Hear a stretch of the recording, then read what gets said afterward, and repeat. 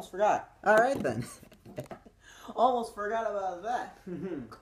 Well, anyways, guys. Hey guys, Qotd here. Welcome back to another video. This episode, I'm actually going to do my very first ever top 5.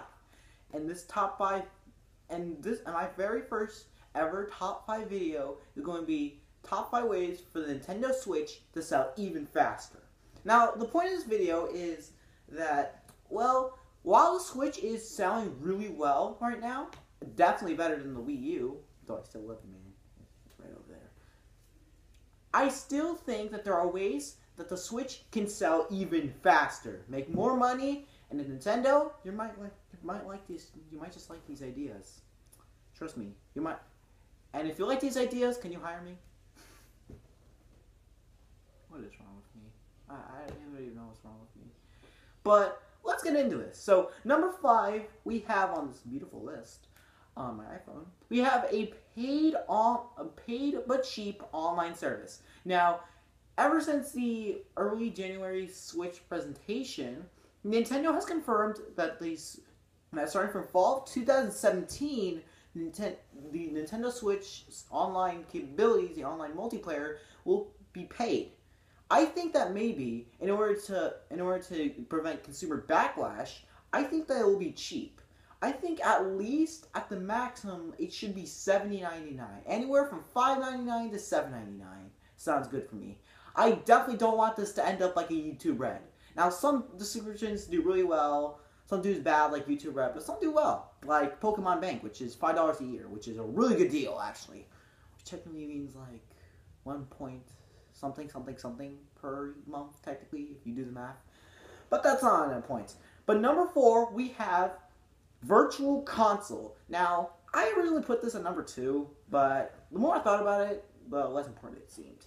Now, here's the thing, right? Now, a lot of people think that the Switch will have GameCube Virtual Console since the president of Nintendo has confirmed that they're thinking about it, and the fact that the GameCube is pretty well loved, even though it only beats the Wii U for this console sales, but that's beyond the point.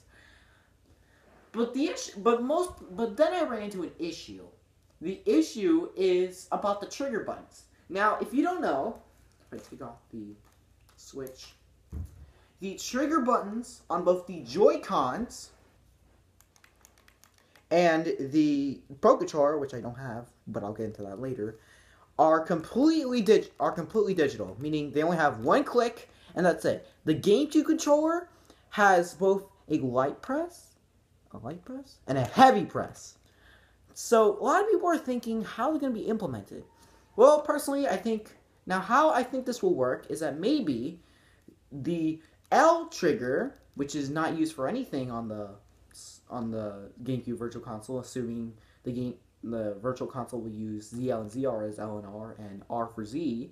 That means that the only button not used are Select, which I think is going to be used for like the Virtual Console menu, like the menu you drop up, assuming they bring that back, and the L button. I think maybe that with the press of the L button, you'll turn your trigger buttons from a light click to a heavy click. So let's say you want to do a light click. Right out the box, it's going to do a light click. But then you want to press this button, and it will do a heavy click. Or, better yet, you could probably hold down the button while doing the clicks to turn it into a heavy click. I think that maybe this will allow the developers to add GameCube Virtual Console games, which is what everybody wants. And I also think they're going to add NES, SNES, N64, Game Boy, and of course the GameCube and Game Boy Advance. I'm not sure about DS since the Switch is since that would require you to only require you to play with this. That would force you to use this. And while no games currently, barely any games use the touchscreen, the problem is that the screen resolution is lower than the Wii U. Like if I get my Wii U over here, the screen is actually wait a minute, it's almost the same size.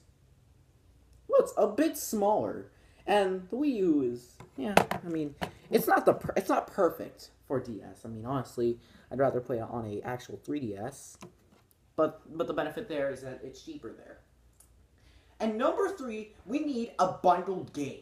A bundled game is something that's coming almost every other Nintendo console, and it's strange as not to get on the Switch.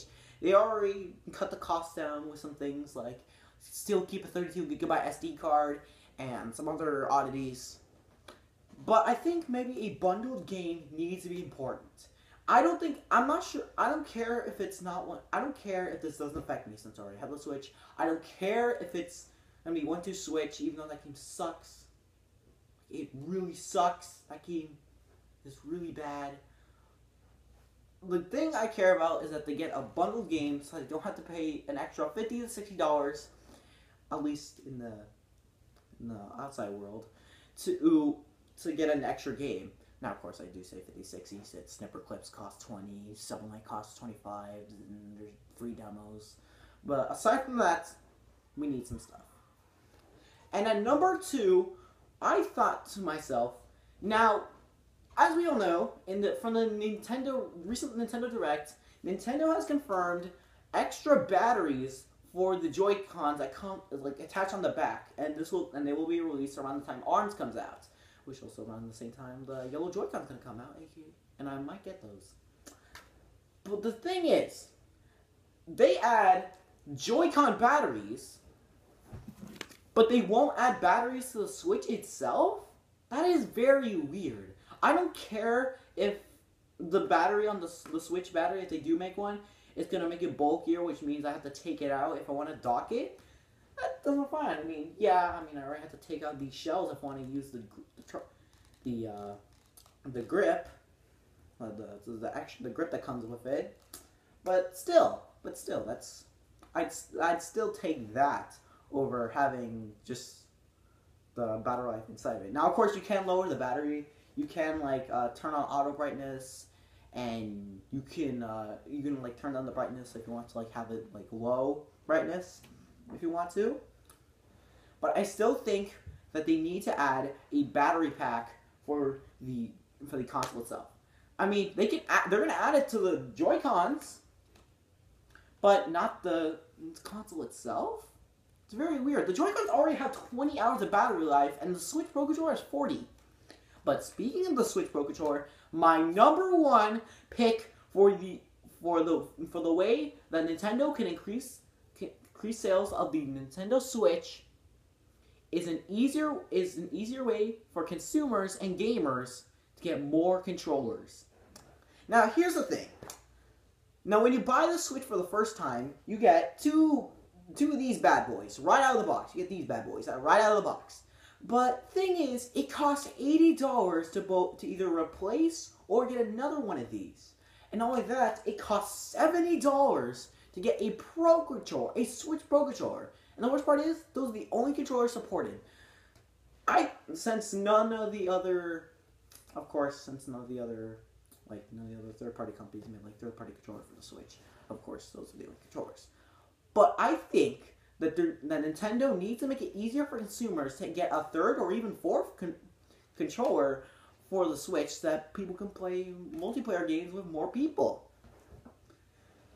So I think there are going to be 2 ways. 1, drop the price of the Pro Controller. Dropped it, okay? It is $70. It costs more than all the currently released games on the Switch, not counting if you choose to buy the Breath of the Wild DLC. In that case, it goes to $80. Go past that. That's insane. That's a bit too much. I think it should be cut down to at least 50 or 55. I think so that it's not as expensive as most games. Of course, Winter Switch is also 50, but who even plays that game? So I think that they should drop it down to at least that, or this idea that I don't think I've ever seen anybody come up with, a second mini version of the Switch Pro Controller. I'm going to call it the Switch Pro Controller Mini. It's going to be a slightly smaller version of the Switch Pro Controller that has, doesn't have some of the bells and whistles it has. I think they maybe are going to drop amiibo support. They might drop gyroscope. They might even just replace HD Rumble with normal Rumble. But I think those features will cut the price down, and therefore more people will buy the controllers. because it's going to be less cost. And I think also, in case of when I'm imagining this, I think maybe they're going to use normal plastic for the front cover. I think they're going to remove gyroscope, they're going to remove amiibo, they're just going to use normal rumble. I think it's going to be a tiny bit smaller. But other than that, I think it's going to be insane. And also, in Nintendo, if you do make those types of controllers, please, for the love of God, add a ball pivot to the D-pad. ASAP. That needs to happen. Like, the Wii U Pro Controller, it has a ball pivot. All the other controllers you ever made in your entire life have a ball pivot. And the Switch Pro Controller doesn't. So I hope if they do make a mini version, that thing better have a ball pivot. Yeah, but speaking of Pro Controller, in a third alternate method, which might seem more simple, I think maybe they should just add Pro Controller support for this thing. This thing works really well, and again, is less expensive than the Switch Pro Controller, so then, yeah, more people will get this, so that they can play more multiplayer games, and this also works on the Wii U, so you get some extra games to play with it. So, I think that was going to be the biggest thing. Well, what you going to do? I mean, it's very unlikely that Nintendo will watch this video, which actually makes me kind of sad. But anyways, guys, if you enjoyed this video, be sure to leave a like, comment, and subscribe. And let me know. And the question today is going to be, what did you think of my ideas? If you disagree or have any extra ideas, let me know in the comments down below.